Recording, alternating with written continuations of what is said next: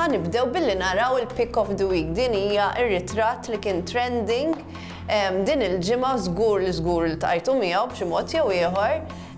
U propju huwa dan li qed taraw kif tistgħu taraw din huwa Ixlendi Għawdex u hemmhekk fejn kien hemm dik il-boathouse sabiħa tradizzjonali li illum il-ġurnata nistgħu ngħidu li mhux qedem.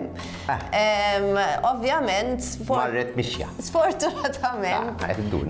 Ovvjament fuq social media kien hemm kbira ovvjament in-nies ma qablux li hemmhekk ħadd inbena blokka sieħa quddiem il-front u kien hemm mim ukoll, kien hemm mim forsi telgħu bħalissa l-produzzjoni tagħna li l-mim ovvjament mhijiex vera hija eżaġerata, imma l-idea qed turi il-diżappunt. Nisperaw li ma tkunx vera. Il-diżappunt tal-pubbliku bażikament. Ekku. Imma importanti wkoll nitkellmu ovvjament aħna ta' gadgets nidħlu fl-idea tal-ambjent u l-environment u t-teknoloġija u kif dejjem nistgħu bit-teknoloġija nimpruvjaw u nimxu l-qudiem. Infatti bdejna b'dan il-suġġett għal raġuni li il-bini għandu l-carbon footprint tiegħu. Il-kelma carbon footprint issa kulħadd jaf x'inhi, kulħadd jismawha, ilna għaddejn bil-konferenza kien hemm il-COP Conference 2021.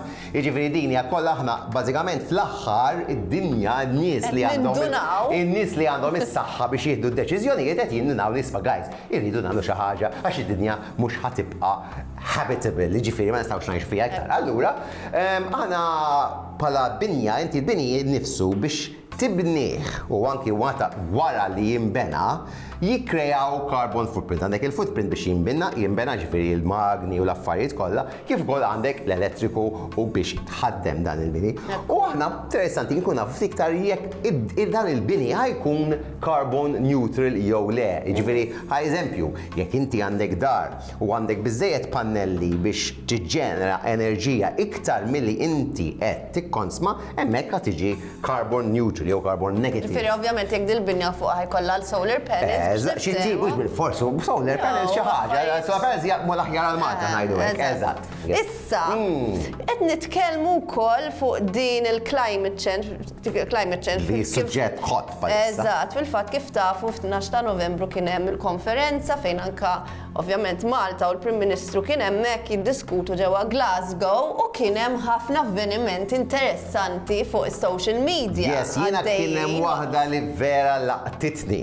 Mela, kien hemm mument waqt din il-konferenza li il-head tal-UN qal frażi qal bażikament aħna biex noqtlu totalment world hunger għandna bżonn nonfqu 6 biljuni.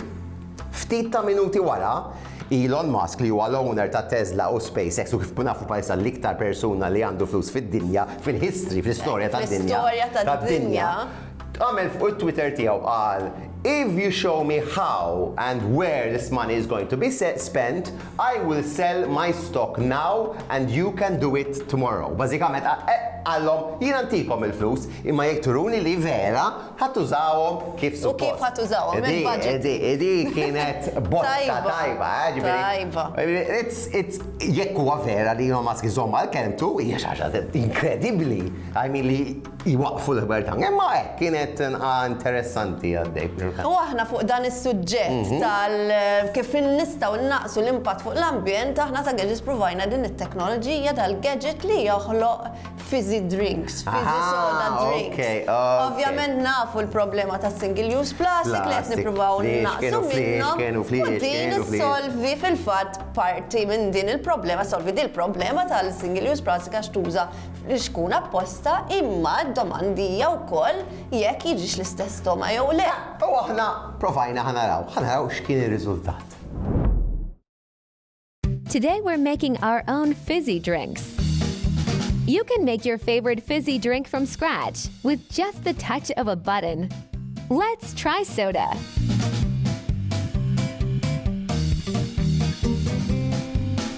Can the Gadgets team tell which one is from the bottle or the machine? I don't know. I was peaceful minding my own business. وبدقة واحدة وضفتوني في الاسطنبول. لا, 1 second. I think this is the and this is the it's more fizzy and colder. And if it isn't as cold, it would be a problem. I don't know. Nope. Wrong. Well,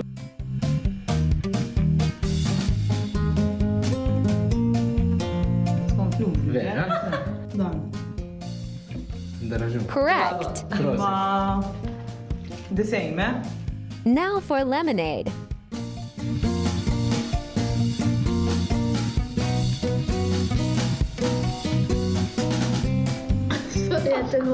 Għandi feeling li dan huwa. Wrong. Oh, ejja! He doesn't trust us not to prank him. Għax, bezzajtu, nina.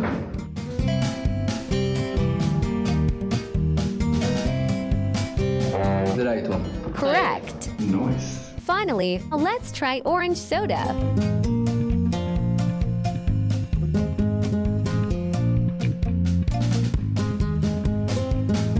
Dan żgur. Għax minn kulur ovvjament kif taraw aktar skur minn dan, skont kemm titfa' jiġi aktar skur.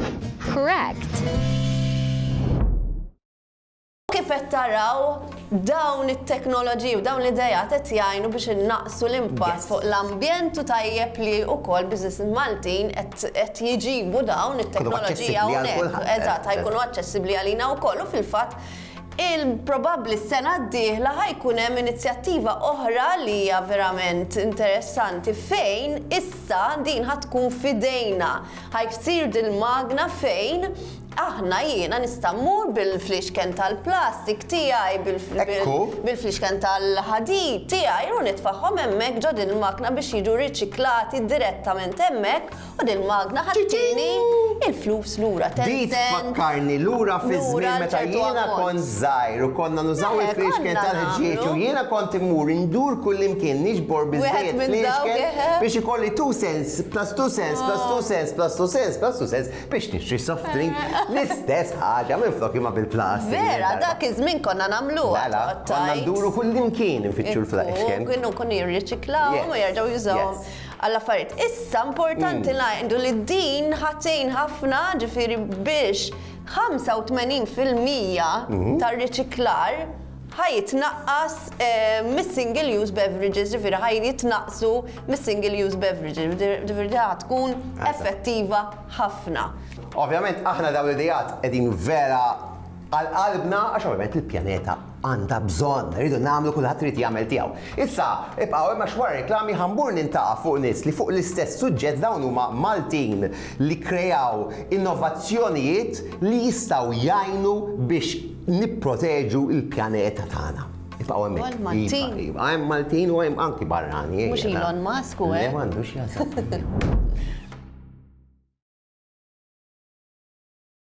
Dan il-television huwa 4K LED Smart Android TV. Philips Televisions li għandhom it-teknoloġija tal-Ambilight li toħloq atmosfera vera sabiħa fil-kamra fejn tkun. Għandu inbuilt Wi-Fi kif ukoll Bluetooth u mis-sekonda li tixgħalu mill-ewwel tista' tara YouTube jew Netflix u tintefa' relax. Waħda mill-vantaġġi li jkollok meta jkollok Android TV li huwa tista' tuża l-vuċi tiegħek biex tikkontrolla t-television anki kull device li għandek id-dar li huwa Google Assist compatible. Dan il-television għandu P5 chipset ifisser li huwa vera fast biex jilloadja l-apps kif ukoll jissapportja Dolby Atmos u Dolby Vision. Grazzi għas-sistema Android tista' tikkastomizja l-home screen totalment u tpoġġi l-iktar apps jew programmi li tara direttament hemm. Bħala daqs jibdew minn 32 inch u jibqgħu tilajn sa 75 inch bħal da li għandi warajja u jibdew minn prezz ta' €319. Philips Ambilight mingħand A to Z Electronics.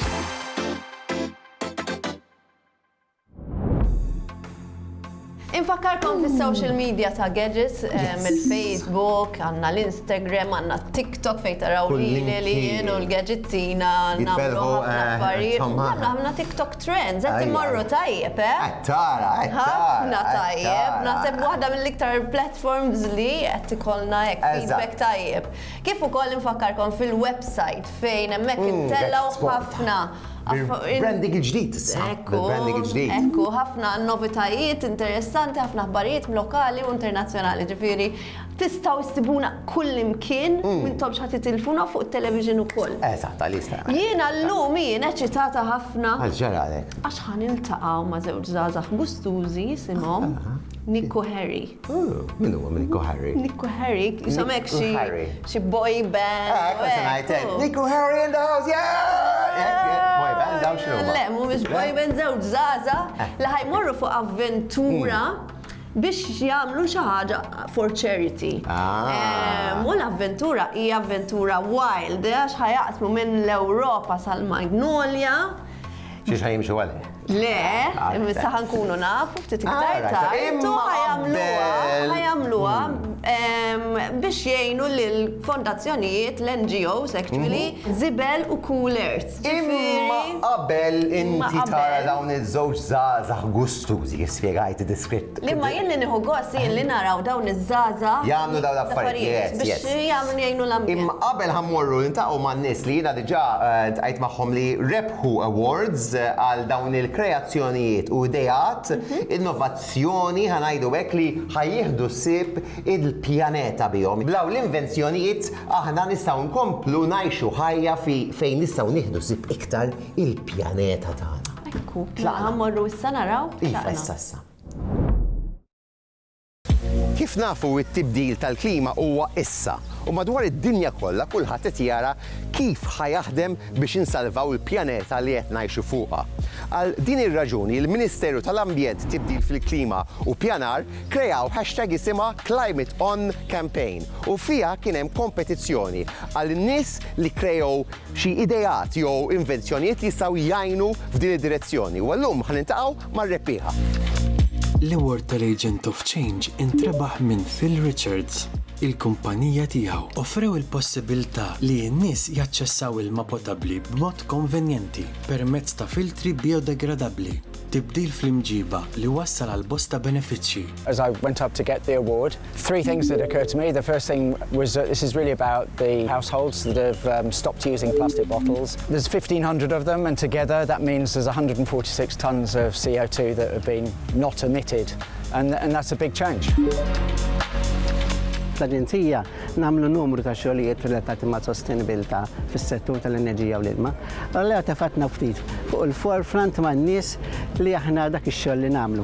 Id-direzzjoni li għandu l-Aġenzija mill-Gvern ċentrali hija kien jista' jkun naslu għand il-konsumaturi kolli. Importanti li naslu bil-messaġġ tal-konservazzjoni tal-enerġija u l-ilma għand il-konsumaturi kollha. L-aħħar mhux lanqas is-settur tal-intrapriżi fejn aħna wara li bnejna relazzjoni tajba ħafna ma' l-stakeholders jirrappreżentawhom naħolqu inizjattivi sabiex daw ikabru s-sostenibilità tagħhom. Jew bi skemi, jew b'meetings, jew b'informazzjoni, b'numrazzjonijiet obviously dejjem addressjati sabiex daw naqsu l-użu jew kollhom użu aħjar tal-enerġija u l-ilma tagħhom. Ir-rebbieħ tal-kategorija Illuminator Award intrebaħ mid-Dipartiment tal-Bioloġija fl-Università ta' Malta bil-proġett SIMASEED. Dan il-proġett ta' adattament jaħdem biex iżid ir-reżiljenza tan-natura għall-impatti tat-tibdil fil-klima konformità mal-isforzi għall prevenzjoni tat-telf tal-biodiversità. Dan il-proġett wassal għal ħolqien ta' bank taż-żerrija tal-ispeċi indiġeni Maltin biex terġa' tiġi popolata n-natura bi speċi indiġeni u biex tneħħi l-ispeċi tal-pjanti invażivi fis-siti tan-Natura 2000. Wassal ukoll għal studji ġenetiċi biex id-diversità ġenetika tkun żgurata u ppreservata fil-futur. Il-proġett jagħmel ukoll sforzi biex iżid l-għarfien u l-edukazzjoni. L-Engage Award marant il-Malta Business Bureau. B'dan il-proġett żviluppaw sistema li tappoġġja lin-negozji fil-qasam tal-effiċjenza permezz ta' workshops u opportunitajiet ta' interazzjoni. Il-proġett juri l-fattibilità ta' azzjonijiet tal-effiċjenza fl-enerġija. Bil-proċess essenzjali tal-awditjar, Il-proġett identifika kif l-effiċjenza fl-enerġija tista' tintlaħaq fin-negozji b'mod vijabbli. Ir-rebbieħ li jmiss huwa l-inġinier Tonio Sant li rebaħ l-Innovator and Crusader Award. Din hija teknoloġija li tagħmel ix-xogħol prattikament ta' batterija imma mod iktar sostenibbli. Hija teknoloġija li taħżen l-enerġija alternattiva li ġejjin minn sorsi bħal riħ u x-xemx. It-teknoloġija li aħna ilna niżviluppaw bħala tim tul dan l-aħħar 5 snin tinvolvi compressed air energy storage, jiġifieri li inti taħżen l-enerġija billi tikkompressa l-arja, però dan il-proċess nagħmluh taħt il-baħar, jiġifieri subsea, għax il-baħar jgħinna biex nagħmlu l-proċess ferm iktar effiċjenti. Dan l-award jimlilna ħafna kuraġġ biex aħna nimxu l-qudiem. Hija inizjattiva naturalment li għenet sabiex il-pubbliku jkun jaf aħjar x'inizjattivi qed jittieħdu sabiex naturalment naffaċċjaw b'mod konkret is-suġġett tat-tibdil fil-klima. Naturalment it-tibdil fil-klima hija l-akbar sfida li l-bniedem għandu llum.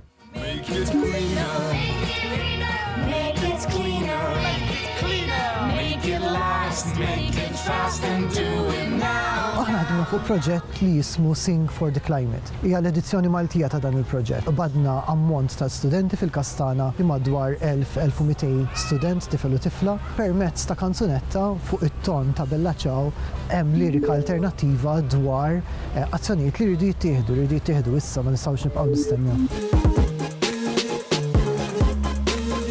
L-awards ġalna naħsbu li bażikament dan huwa biss il-bidu. La irnexxina ningaġġaw lill-pubbliku b'dan il-mod, nittamaw anzi li nibdew diskussjonijiet u niżviluppaw dan il-proġett forsi fuq skala kemm xejn iktar nazzjonali, ninvolvu skejjel, kunsilli lokali u il-messaġġ li nieħdu azzjoni issa ma jibqax biss diska ma jiżviluppa innovazzjonijiet fi proġetti li jħallu effett. Karin Caligari kienet waħda mir-rebbieħa ta' Seed Green. U Seed Green ġie eżatt fi żmien fejn kont qed naħseb fuq din l-app u għenni niżviluppa bħala soluzzjoni fuq kull qasam ta' ħajjitna. Waqt il-COVID bdejt nagħmel transition għal plant-based, bdejt insajjar naqra riċetti plant-based, kelli aktar ħin f'idejja u minn hemm qed ħaniftah Instagram page forsi nħajjarna għan-nies isajru naqra riċetti Instagram. Il-nies ħadu ħafna interess u minn ġast riċetti bdejt nagħti ħafna informazzjoni fuq is-sostenibilità Malta u kif nistgħu ngħinu l-climate change. Minn hemm mbagħad ħarġu l-applikazzjoni ta' Seed Green fejn ġitni l-idea nillinkja l-Instagram page fejn jiena noħloq app fejn tista' tgħin aktar in-nies ittihom informazzjoni u tiggwidhom fil-ħajja tagħhom ta' kuljum kif jistgħu jkunu aktar sostenibbli b'affarijiet żgħar. Ħafna drabi ngħidu li m'hemmx plan B, ma fil-verità plan B huwa aħna u nistgħu nsalvaw il-pjaneta. L-awards mhux ġast premjat minn dak kollha li l-hom jaħdmu fis-sostenibilità, imma anke qajmet ħafna awareness fuq is-suġġett man-nies. Rebbieħa oħra ta' Seed Green hija Amy Sargent. Most people don't actually realize what's on the ingredients list and what's on the back label of popular dish soap brands and other sort of cleaning products. So I think it's interesting to sort of go to your kitchen, look at your dish soap and see what's on the back, because most of them will either say harmful to aquatic life with long-lasting effects, or they can say causes blindness, irritation to skin, and a lot of the toxic chemicals that will be listed actually do more harm than we realize. This gave me the motivation to create and develop a 100% plant-based dish soap made from natural ingredients, which does not harm our seas and our marine life once it enters the waterways.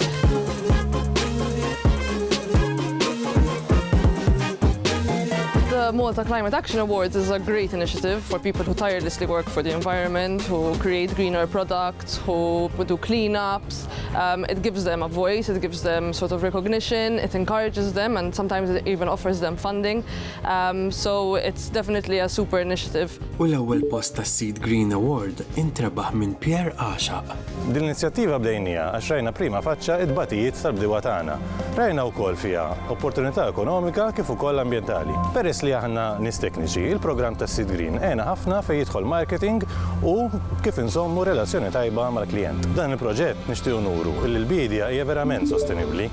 Nixtiequ naraw iktar żgħażagħ jidħlu f'dan is-settur.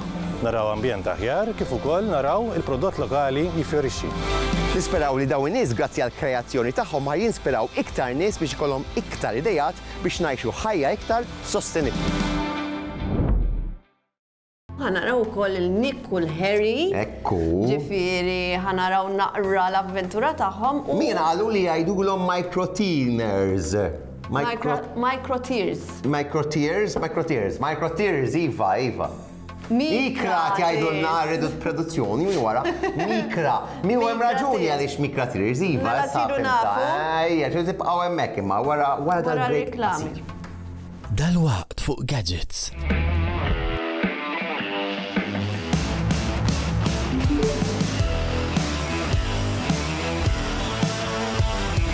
We're the Micro-Tears. We're a group of 3 guys who we decided we want to do something a bit different, a bit adventurous.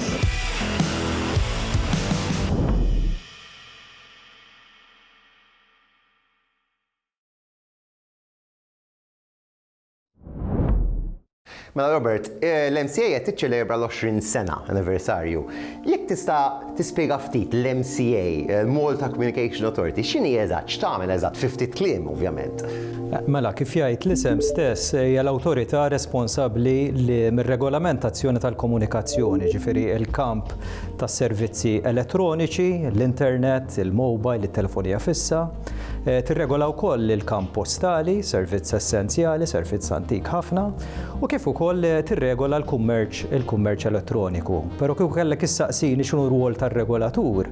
Regolatur huwa bażikament referi li jrid jassigura, jrid ikun preżenti fix-xena, jassigura li r-regoli jiġu osservati minn kulħadd, ikun qiebes meta jkun hemm bżonn ikun qiebes, juri l-karta l-ħamra wkoll. Però fl-istess ħin irid jagħti lok li l-ispettaklu li l-industrija topera u tkompli tavvanza s-setturi rispettivi. U min huma n-nies eżatt li jaħdmu jiffurmaw parti tal-MCA? Huwa tim ta' nies multidisciplinari, ġifieri kompost minn avukati, ekonomisti, numru kbir ta' inġiniera u tekniċi, kif ukoll data statisticians, kif ukoll esperti fil-qasam internazzjonali, relazzjonijiet internazzjonali, billi regoli li mmexxin bihom isibu s-sisin tagħhom fil-liġijiet Ewropej.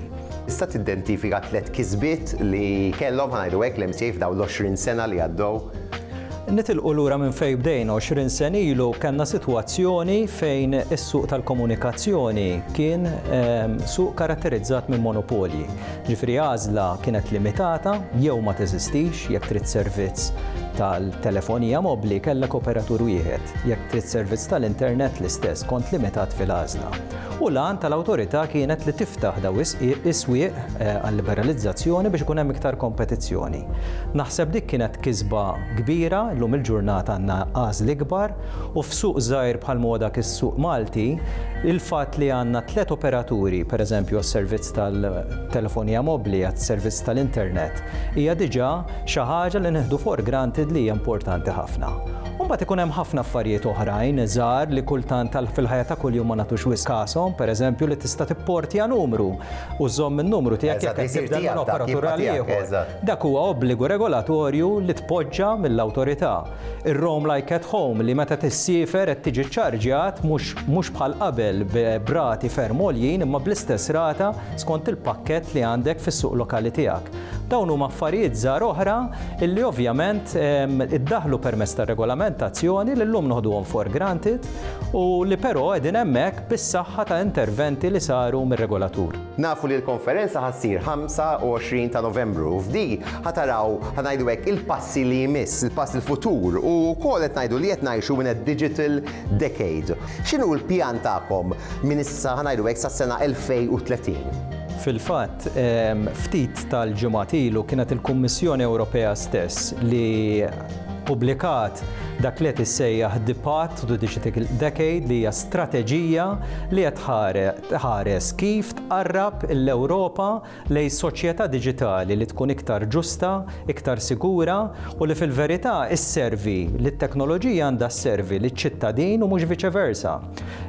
F'dal-ambitu il-pajjiżi huma mitluba li jikkontribwixxu fit-tfassil biex ikollna sitwazzjoni kif għadna li l-internet ikun iktar sigur, lil pjattaformi l-kbar, pereżempju nieħu l-eżempju ta' Facebook, ta' Amazon, li bħalissa nistgħu ngħidu daw għandhom monopolju fis-swieq tal-pjattaformi diġitali u anke li qed jagħmluha ħafna iktar diffiċli lil startups li jipprogressu l-qudiem u li f'dal ambitu inħasset il-ħtieġa li jiddaħħlu miżuri regolatorji.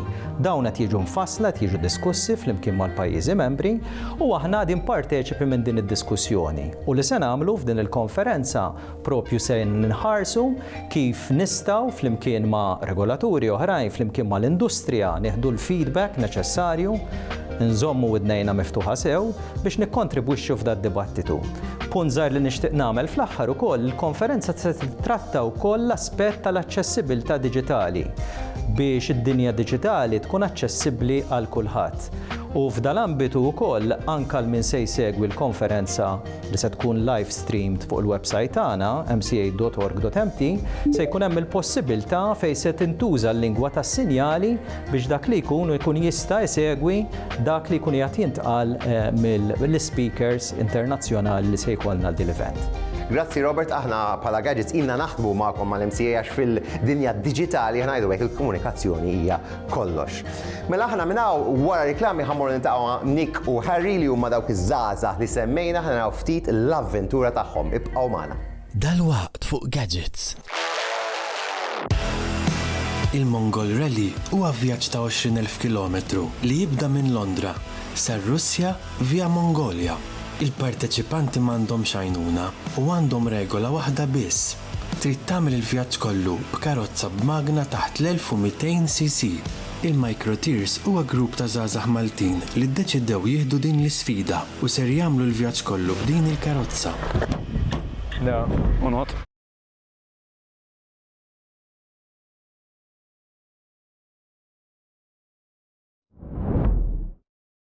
Għamilt road trips, bil-karozza u road trips, li għamilt l-iktar wata twila li għamilt, tlaqt minn Venice, u bqajt insuq sa Praga u ma waqafx. Sa l-Svizzera jien, sa Ġeniva. Jien sa Praga. Minn Slovenja, dik naħseb l-iktar twila. U x'teknoloġija ikollok bżonn u tuża meta tkun dawn tip ta' avventuri. Jiena meta nkun x'imkien traveling dejjem għandi l-laptop miegħi biex b'dik jew b'dak nagħmel kollox, u mbagħad xi smartphone. Smartphone le għandi bżonn laptop ċertu affarijiet. Importanti l-smartphone inqabbad li jidħol fis-socket charging importanti. Dik dejjem importanti. Ma iktar laptop u smartphone, ta' ma laptop nagħmel kollox bih, m'hemm xejn ma nista' nagħmel bih. Ma għaliex għaliex saqsejt. Għax issa dalwaqt niltaqgħu ma' Nick u Harry li ħajoħduna fuq xi avventura interessanti. Yes. Ok, tal-waqt jew issa le, għandna 90 sekonda wara dal-pawża qasira, 90, 89, 88, 7.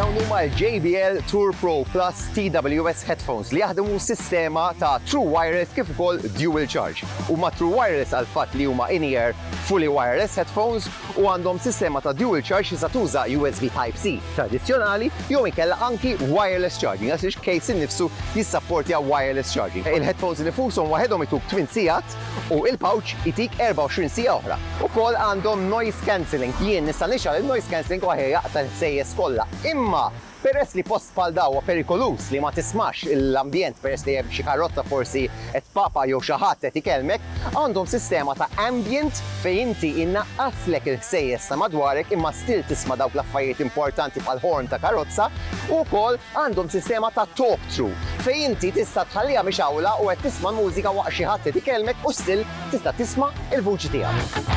Casey vera solida u tagħla b'kalamita vera b'saħħitha għalhekk għandek inqas ċans li titlifhom. Meta tixtrihom tista' wkoll tinstalla app li mill-app tista' tikkontrolla ħafna affarijiet, eżempju tażel Google jekk trid il-Google Assist jew inkella Alexa.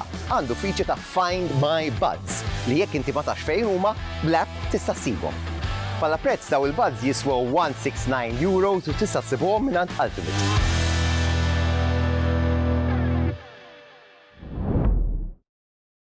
Hey Nick, let's go for a drive.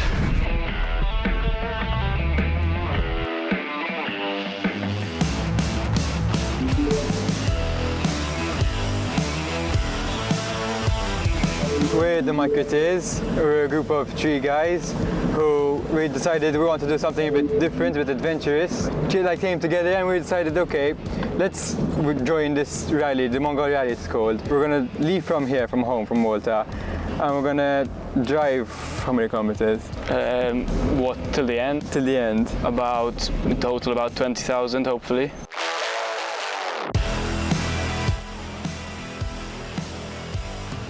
Li jibda minn Londra, sar Russja via Mongolja.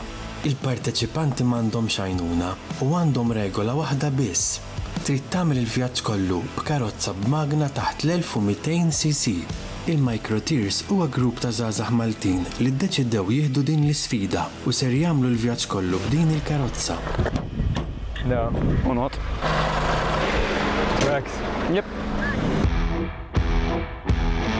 The main upgrade we need to do is the suspension. On roads it was fine, but once we start going over rocks and gravel, we would have been hitting the bottom a lot. So basically what we did is we changed the springs, which gave it an extra 30 millimeters height. And we also added these metal aluminium spacers, which give it another 30 millimeters. So in total we've raised it about 2.5 inches. Our clearance in total is 8 inches now, compared to before, which is much better. So we can go over bigger rocks without hitting the bottom.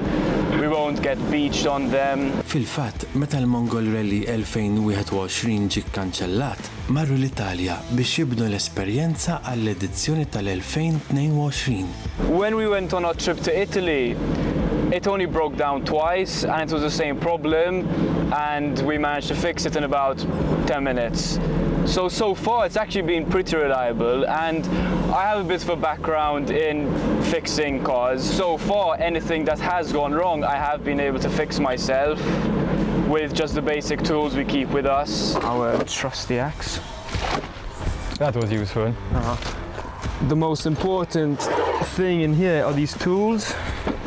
Basically, they are our socket wrenches. They're also on the floor. This is our breaker bar, which we use to change our tires, which we actually do very often. And we have our 22 somewhere, and our 22. Yes, we use these quite often because when we're on the highway, we have our, well, we just refer to them as the highway tires. They're like normal road tires you have on everyone's car. And then for when we go off-roading, so we get a bit more grip, we have our mud tires, our all-terrain tires. But yeah, basically, on a car, especially something this old, everything has a nut on it, and if you can remove the nut, you can fix it basically. So we have, our sizes from 10, the best one, we use it for everything, up to 30, and so far we have had one for every single piece on the car, and there's nothing we haven't had the tool for. I was at lunch one New Year's Day with Nick Monello-Gio, and he showed me a video of this rally, like a quick intro to it. And he was like, do you want to do this? I'd never heard of it before. And the second I saw it, I was like, I'm doing this. I know I'm doing it. He was hooked from day one. It's a great way to go traveling. I mean, we're planning on going through, I think, between 15 and 20 countries. And it's perfect. We can go wherever we want. We're going to be driving, so we dictate where we go. And they're countries which you wouldn't normally go on holiday to. I don't think many people wake up and go I want to go on holiday to Iran today. Whereas now we have the opportunity, we're still young, and I think it's the best time to do it, and probably the only time we'll have, 6 or 8 weeks in our life where we can just completely leave home and, and it's all okay.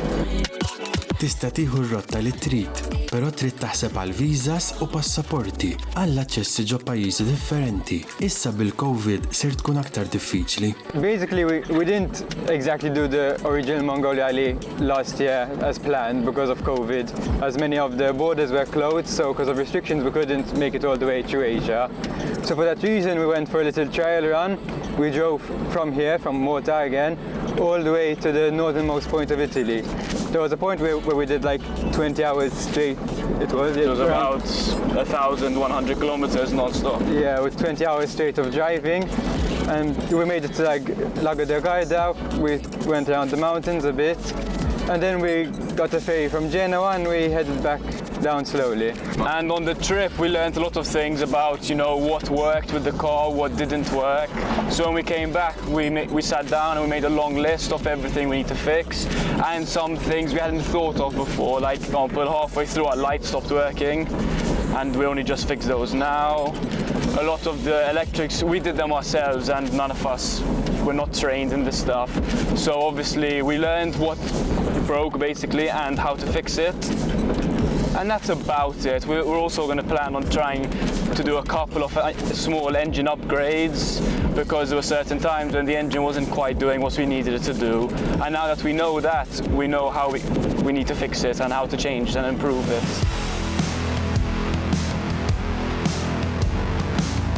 You have a lot of mechanical things which will go wrong for you. You have a few logistical things which can happen, so where you're going to sleep in the night, what you're going to eat.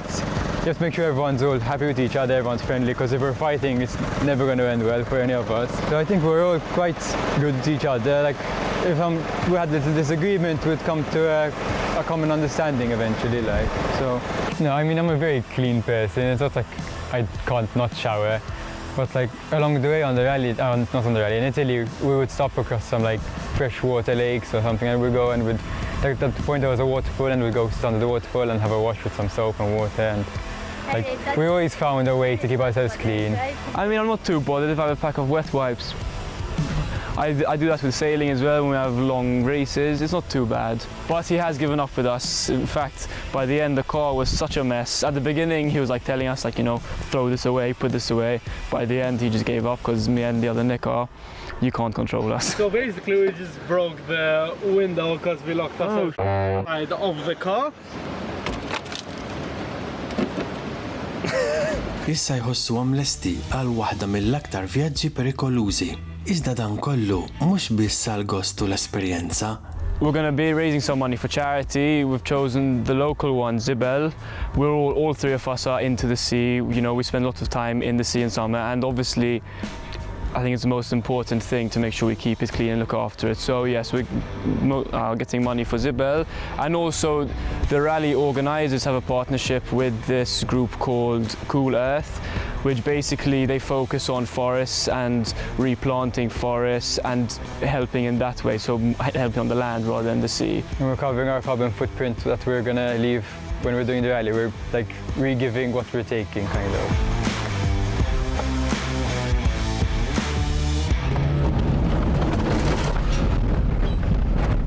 Proset, jina ħedġiġkom, ovvjament l-importanti li qed tagħmluha għal kawża tajba. Aħna wasalna fl-aħħar tal-programm, ovvjament nixtiequ nirringrazzjaw lilkom talli taraw il-programm ukoll jrid bħal-ġimgħa oħra narġgħu narawkom, u nirringrazzjaw l-sponsors prinċipali tal-programm li huma BT Commercial, Oxford House, Go, Mita, Ultimate, Esplora kif ukoll Duracell. U nixtieq ukoll nirringrazzja l-sponsors personali tiegħi Thomas, Hair Studio għal xari kif ukoll Tlellix għad-wifer tiegħi u Healthy for Life għal training u d-dieta tiegħi li qed nipprova ngħix healthy lifestyle. Mela aħna ovvjament nagħlqu bil-frażi l-ġdida tagħna li hija Gadgets. Be more. U jekk kellek tajli ftit min huma dawn in-nies li jaħdmu fl-awtomobil, there's a bloody fly, one. Sometimes, for some reason, the dog just scares me. Seriously? I swear. This is new to me.